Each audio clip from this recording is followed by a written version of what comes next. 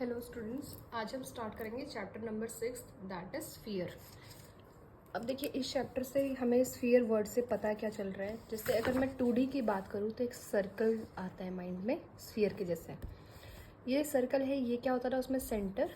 अगर मैं इस सेंटर से इसके किसी भी पॉइंट पे जाके अगर टच करती हूँ तो ये क्या होता था, रेडियस। सब रेडियस ही है।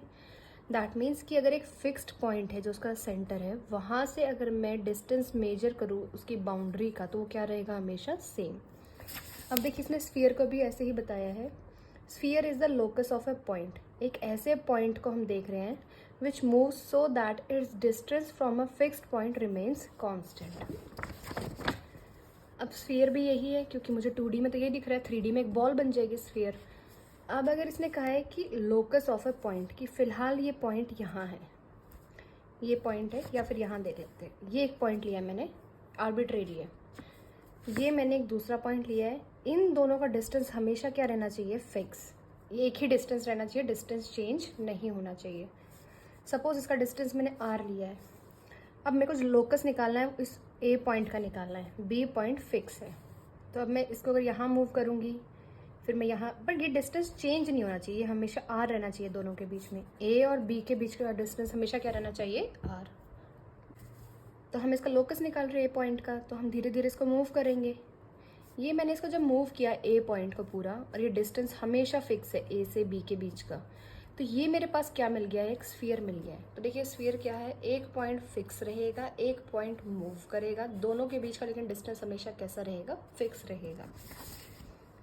इसने कहा जो फिक्स्ड पॉइंट है वो क्या है, सेंटर। मतलब जो बी पॉइंट है ये फिक्स था, ये क्या है हमारे पास, सेंटर। नेक्स्ट इसने कहा है the constant distance is called the radius of sphere, कि ये जो डिस्टेंस आपने कांस्टेंट किया था आर, ये क्या है हमारे पास, रेडियस। अब हम देख लेते हैं equation of sphere. Equation of sphere whose centre is origin and radius are.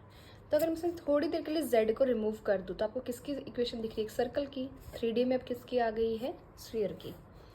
ये मेरे पास एक स्फीयर है, ये x axis, y axis, z axis, ये पॉइंट P है जिसके कोऑर्डिनेट क्या है, x y z। ये इसने फिगर में बताया। तो मुझे सिंपली क्या याद रहेगा कि मेरे पास अगर ओरिजिन है, सेंटर है, और मेरे पास रेडियस r है, तो स्फीयर की इक्वेशन सेम वही होगी जो 2D में सर्कल की होती थी, वैसे 3D में किसकी हो जाएगी, स्फीयर की हो जाएगी। अब इसने नेक्स्ट यहाँ पे बताया कैसे निकला है। लेट P, जिसके कोऑर्डिनेट कौन है, x y z, be the any point on the sphere with centre O। O कहाँ पे है, ओरिजिन पे। हमने एक वो स्फीयर लिया है जिसका एक पॉइंट लिया है P, x y z। Next इसने क्या कह दिया है कि इसका सेंटर कहाँ है, ओरिजिन पे है। तो OP हमने कहा था ये हमेशा क्या होना चाहिए, रेडियस, तो ये r आएगा। अगर P यहाँ होता तब भी कितना आता, r, क्योंकि दोनों के बीच का वो डिस्टेंस हमेशा क्या रहेगा, फिक्स रहेगा। अब नेक्स्ट अगर इसी में इसने कहा है OP, डिस्टेंस कैसे निकालते हैं दो पॉइंट के बीच का। जैसे अगर ये P है, ये O है, इसका है कोऑर्डिनेट 0 0 0, इसके हैं x y z। तो मुझे दो पॉइंट के बीच का डिस्टेंस निकालना है, तो आपको फॉर्मूला पता है, x माइनस 0 का whole square plus y minus 0 का whole square plus z minus 0 का whole square under the root. इन दोनों के बीच का डिस्टेंस आ जाएगा, और इन दोनों के बीच का डिस्टेंस ही क्या था हमारे पास, r। तो ये किसकी वैल्यू आ गई है, r की। अंडर रूट हटाने के लिए क्या कर दे, स्क्वायरिंग ऑन बोथ साइड्स। तो क्या आ जाएगा, ये अंडर रूट यहाँ से हट जाएगा, यहाँ स्क्वायर आ जाएगा, तो ये इक्वेशन आपके पास बन जाएगी। ये स्टैंडर्ड फॉर्म है हमारे पास। अब नेक्स्ट है central form of the equation of sphere. To find the equation of sphere whose centre is ABC and radius is r। ऊपर जो आपने पढ़ा उसका सेंटर कहाँ था, 0 0 0 पे। अब इसने कहा ज़रूरी थोड़ी हर स्फीयर का सेंटर 0 0 0 पे ही हो सकता है उसका सेंटर कहीं भी हो।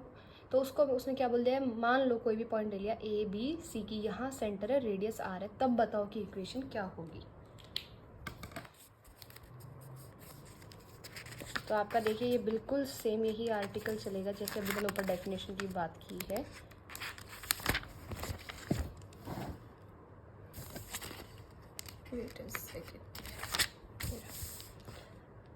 बिल्कुल सेम है। ये देखिए यहाँ पे C है, यहाँ P है, पिछली बार हमें 0 0 0 दिया था, तो हमने डिस्टेंस कैसे मेजर किया था, x minus 0, y minus 0, z minus 0। अब की बार हम कैसे करेंगे, x minus a, y minus b, z minus c, क्योंकि अब हमें जो सेंटर दिया है वो दिया है ए बी सी पे, p पॉइंट के कोऑर्डिनेट है x y z, इनके बीच का डिस्टेंस कौन है, रेडियस। तो अब रेडियस कैसे आएगा, x माइनस ए का whole square plus y minus b का whole square plus z minus c का whole square under the root is equals to r। ये आ जाएगा, ये आ गया है। तो ये किसकी इक्वेशन है, ये इक्वेशन है उस स्फीयर की जिसका सेंटर कहाँ है, ए बी सी पर, जिसका रेडियस कितना है, r है। अब अगर मैं इनके स्क्वायर्स खोल दूँ तो क्या बनेगा, यहाँ पे भी स्क्वायर खोल सकते हो आप, x square plus a square minus 2ax, इसका क्या बनेगा, y square plus b square minus 2yb, यहाँ पे आ जाए तो z square plus c square minus 2zc is equals to r square. तो हमने अब क्या किया है, इस इक्वेशन को अगर हम ओपन करें तो x square y square z square इनको पहले लिख दो, जिनके पास एक्स वाई जेड है उनको फिर बाद में, जिनके पास ना एक्स है ना वाई है ना जेड है उनको एक साथ। ये इक्वेशन ऐसे भी लिखी जा सकती है सेम। अब ये इसी से आपको कुछ दिखा रहा है, मतलब बता रहा है रिमार्क क्या क्या आपको नोट करने चाहिए।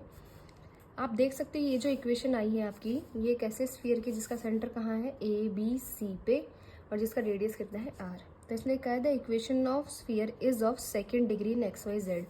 आपको दिख रहा होगा यहाँ पे डिग्री 2 है इनकी, तो कितने डिग्री की इक्वेशन है ये, सेकेंड डिग्री की। Coefficient of x square y square z square are equal, इसके आगे भी 1 है, इसके आगे भी 1, इसके आगे भी 1, मतलब तीनों के कोफिशिएंट सेम है।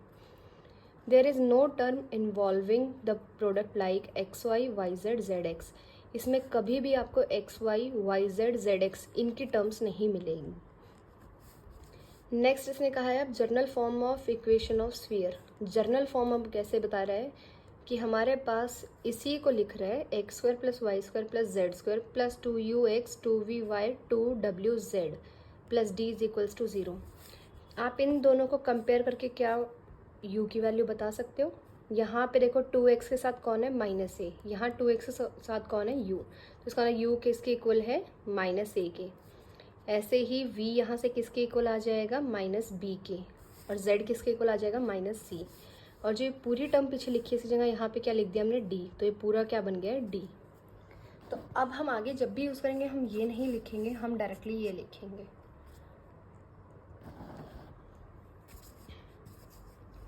नेक्स्ट है diameter form of the equation of sphere.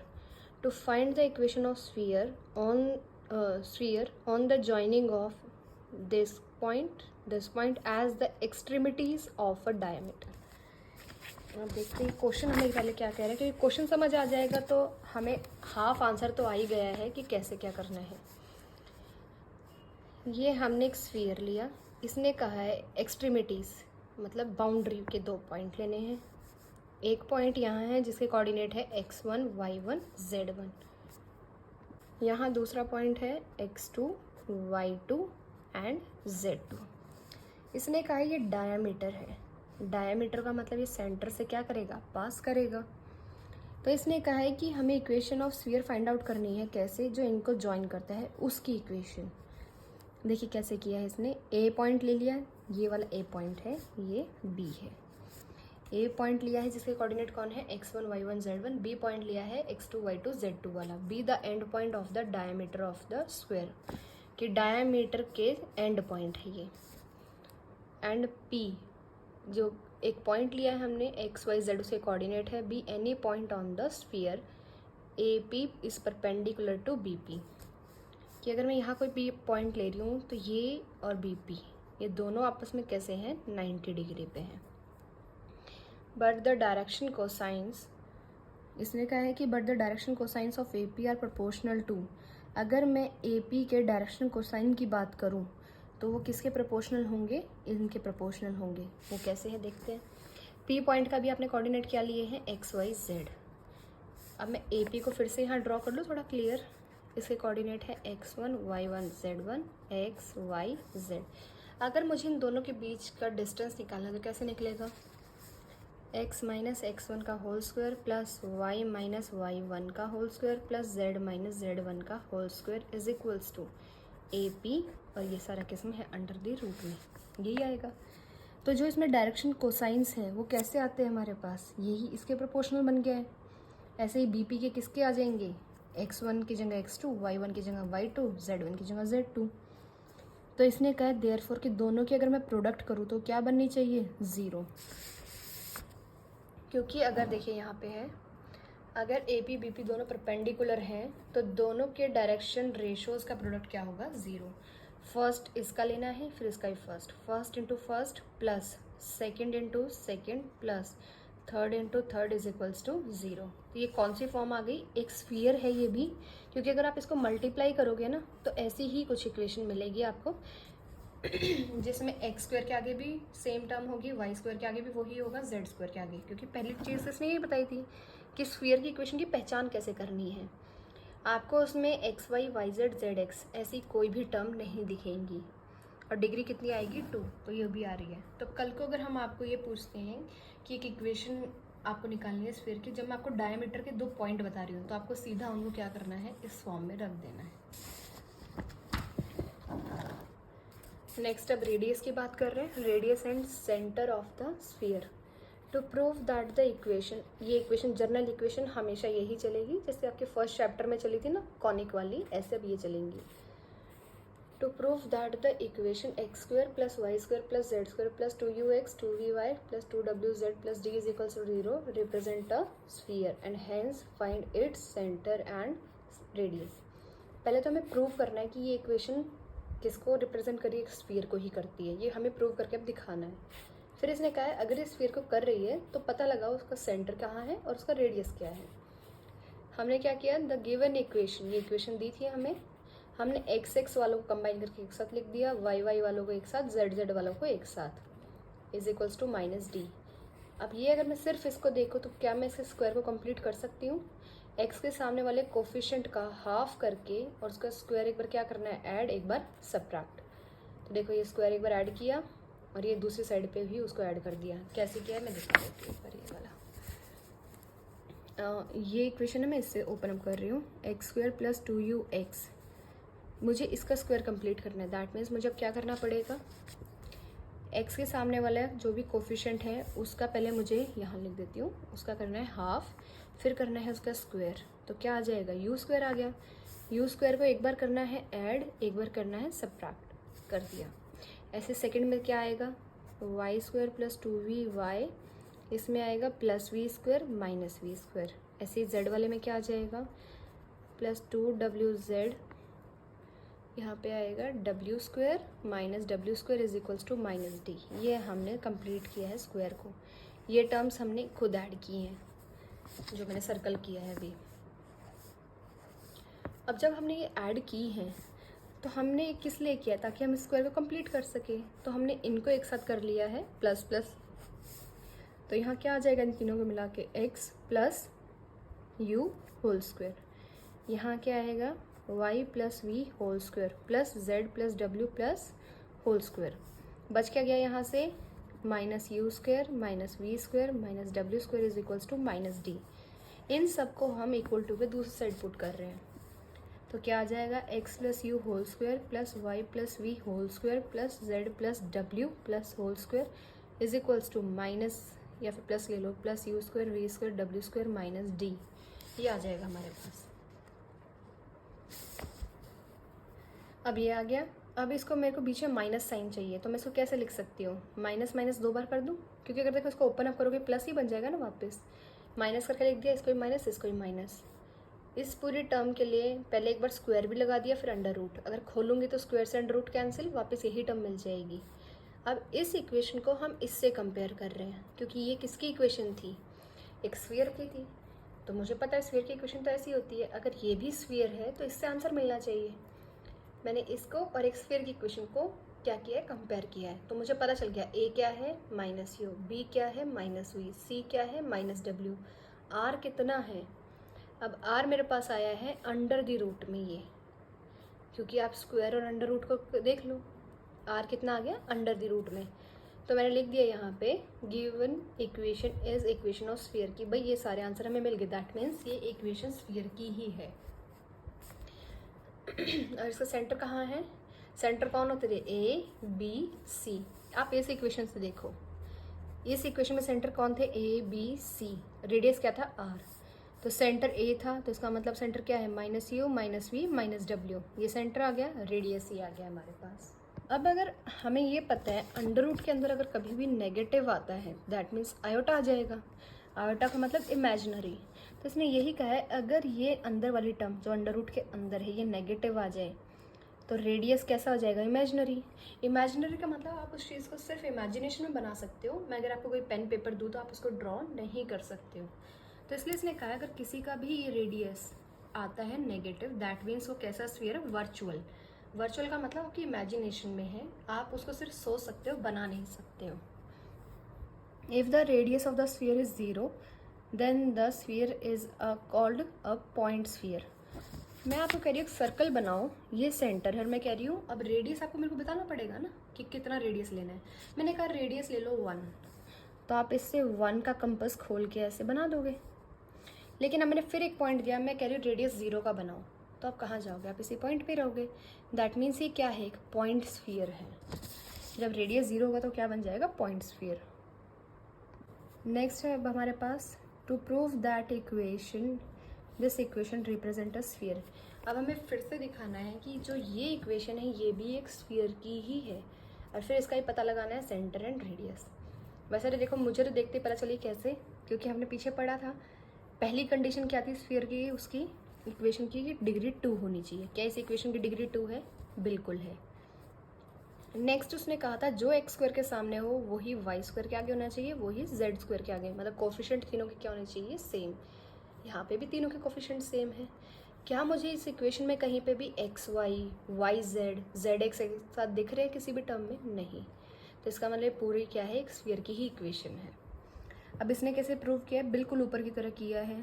पहले तो इस ए से डिवाइड कर दिया क्योंकि हमें कोफिशिएंट क्या चाहिए, 1।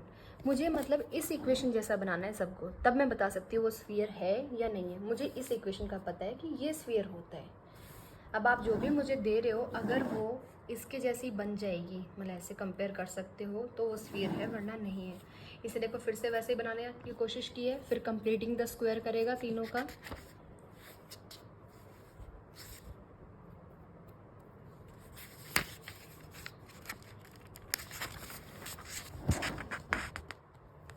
कंप्लीट किया स्क्वायर, फिर वो इक्वेशन बनी, फिर उसको क्या किया, कंपेयर किया इससे, तो मेरे पास आ गया है सेंटर भी आ गए हैं और रेडियस भी आ गया है। नेक्स्ट अब इसने बताया है रूल, कि अब मुझे अगर क्वेश्चन मिलता है तो मुझे कैसे निकालना है। Rule to write down the centre and radius of a sphere whose equation is given, कि मुझे अगर एक स्फीयर की इक्वेशन दी है तो मुझे उसका सेंटर और रेडियस कैसे लिखना है। Write the equation of sphere so that the coefficient of x square y square z square are each equal to 1, कि जैसे अभी पिछले में आपको दिया था ना, जैसे ये दिया, देखो यहाँ पे एग्जाम्पल है, सबसे अच्छा है, 2 2 2 दिख रहा है मुझे तीनों के आगे। मेरा सबसे पहला काम क्या रहेगा, यहाँ पे 1 बनाना है मुझे तीनों के आगे, मतलब मुझे और कोई टर्म नहीं चाहिए, मुझे 1 बनाना है। तो उसके लिए क्या करूँ, डिवाइड कर दूँगी इस पूरी इक्वेशन किससे, 2 से। इसने भी यही कहा है फर्स्ट कि आपके साथ जो भी हो इनके तीनों के साथ उसको हटा देना है, मतलब डिवाइड कर देना है, बनाना क्या है तीनों के आगे 1। फिर नेक्स्ट ने कहा है कंपेयर दिस इक्वेशन विद, जो भी आपकी इक्वेशन बनी है उसको इससे अब कंपेयर करो, मतलब जो u की वैल्यू आए वो बताओ, v की आए वो बताओ, z की आए वो, सॉरी w की आए वो बताए, और d की। सेंटर क्या होते हैं अभी हमने पीछे से देखे हैं, minus u minus v minus डब्ल्यू, तो जो भी आपका आया है u का कोफिशिएंट, सॉरी x का कोफिशिएंट कौन है वो बन जाएगा, ऐसे ही v का, ऐसे ही w का, तो हम उससे वहाँ से देख लेंगे रेडियस की ये वैल्यू होती है। ये आपको क्वेश्चन से बेटर समझ आएगा, मैं क्वेश्चन से बताऊँगी।